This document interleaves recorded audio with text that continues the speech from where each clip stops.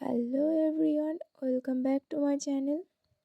তো আজকে সকালবেলা ঘুম থেকে উঠেই দেখলাম প্রচণ্ড পরিমাণে কুয়াশা পড়েছে। এই ঠান্ডার মধ্যেও চলে গেছিলাম পড়াতে। আর যেহেতু ওদের আজকে পরীক্ষা ছিল, তাই ওরা সবাই লিখছিল। তারপর পড়ানো হয়ে গেলে ওদেরকে আমি ছুটি দিয়ে দিলাম। আর ছুটি দিয়ে চলে আসলাম চন্দ্রিমাকে পড়াতে যাওয়ার জন্য। চন্দ্রিমাকে পড়াচ্ছিলাম, এমন সময় কুট্টু চলে আসলো নিচে। তারপর ওর সাথে একটু মজা করে নিলাম।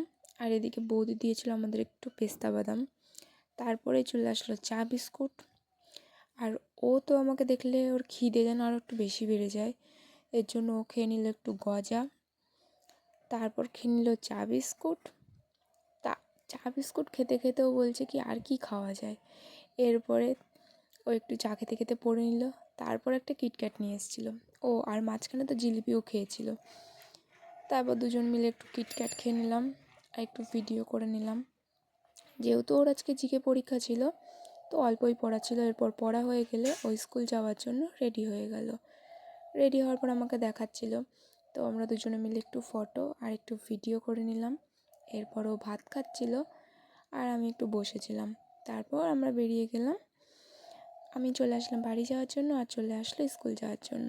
বাড়ি এসেই একটু রুটি খেয়ে নিলাম, খেয়ে একটু বসেছিলাম। তারপর চলে গেলাম স্নান করতে। আর স্নান করে বেরিয়েই আমি বসে পড়েছিলাম বই পড়ার জন্য।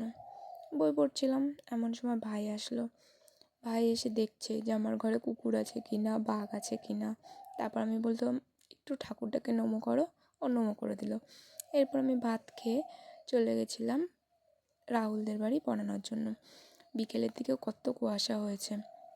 তো আজকে যেহেতু রাহুল ছিল না, দীপান্বিতা একাই পড়ছিল।